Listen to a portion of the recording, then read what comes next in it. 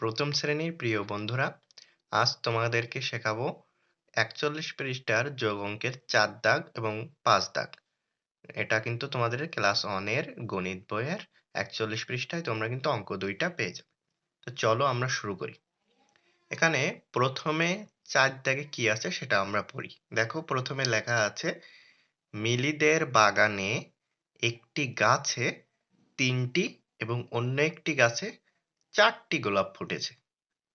বাগানে মোট কতগুলো ফুল ফুটেছে? দেখো, এটা আমরা এখন খাতা কলমে চলে যাব। ঠিক আছে বন্ধুরা?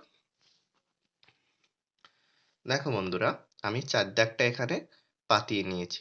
দেখা যাচ্ছে পিলিদের একটা বাগানে একটা গাছ আছে, একটা গাছে ৩টা গোলাপ কিন্তু ফুটেছে। ১টা, ২টা, ৩টা কিন্তু গোলাপ ফুটেছে। আরো একটা গাছে দেখো গোলাপ ফুটেছে ১টা, ২টা, ৩টা, ৪টা।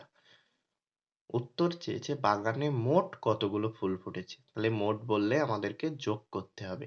এটা কিন্তু বন্ধুরা মনে রাখতে হবে। তো দেখো বন্ধুরা, যেহেতু একটা ছিল ৩ আর একটা ছিল ৪ এবং ৩ এবং ৪ এর মাঝখানে কিন্তু আমরা যোগ চিহ্ন দিয়েছি।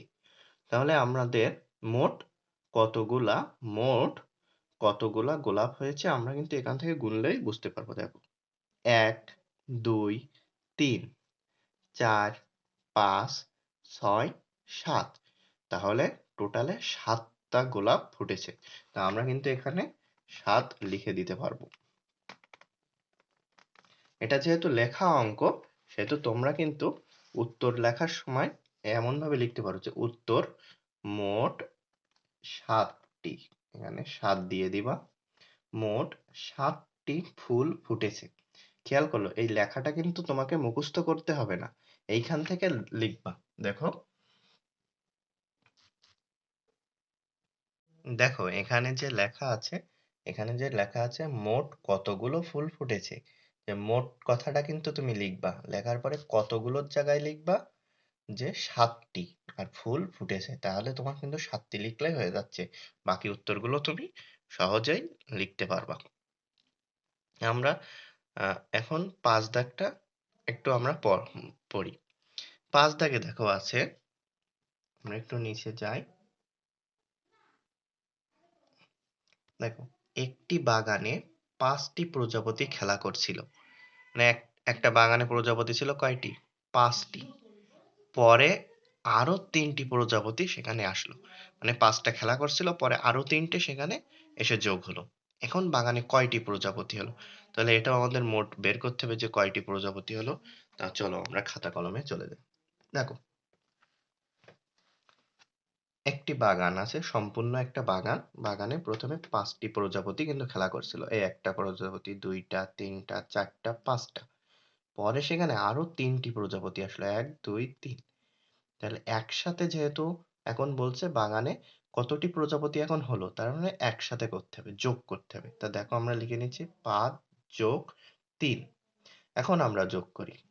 ১, ২, ৩, ৪, ৫, ৬, ৭, ৮। এখন কিন্তু হবে ৮। তাহলে দেখো, তাহলে বাগানে উত্তর লেখার সময় আমরা লিখবো বাগানে ৮টি প্রজাপতি হলো। ঠিক আছে বন্ধুরা? তাহলে কিন্তু আমরা এই অঙ্ক ২ টা খুব সহজে বুঝলাম।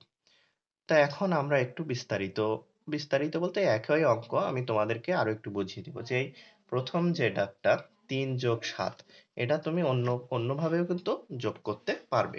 দেখো, তুমি হাতে কিন্তু ১, ২, ৩ এই ৩ পর্যন্ত গুনলে। তারপর আরো ৪টা নিবা। ১, ২, ৩, ৪। তাহলে এই পর্যন্ত হয়েছে। এবার এই পর্যন্ত তুমি কি করবা? যোগ করবা, একসাথে গুনবা। ১, ২, ৩, ৪, ৫, ৬, ৭। দেখো এই পর্যন্ত কত হয়েছে? ৭। তার মানে কিন্তু তোমরা এখানে ৭টি উত্তর দিতে পারো। পরেরটা দেখো ৫ যোগ ৩। তাহলে ১, ২, ৩, ৪, ৫। আরো ৩ যাবা। ১, ২, ৩। তাহলে এবার একসাথে এই পর্যন্ত গুনি। ১, ২, ৩, ৪, ৫, ৬, ৭, ৮।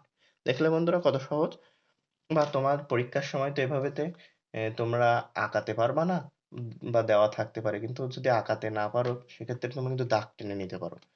1, 2, 3 আর 1, 2, 3, 4 এখন যোগ করো 1, 2, 3, 4, 5, 6, 7 তাহলে কিন্তু আমাদের 7 হয়ে যাচ্ছে।